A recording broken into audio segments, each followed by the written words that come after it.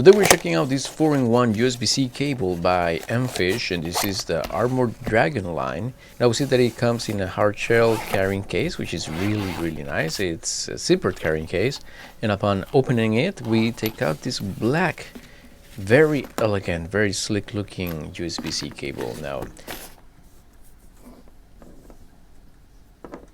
the covering material is made of silicone, and it even has a cable tie built in, as you can see.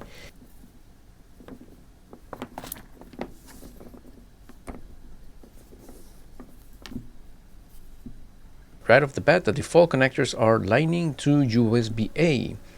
But this is when the 4-in-1 part comes in, as you can pull out the USB-A port to reveal a USB-C port. So now you have a Lightning to USB-C connector. Pull out the Lightning and then you get USB-C to USB-C. Likewise, you can just combine and put back the USB-A to have USB-C to USB-A.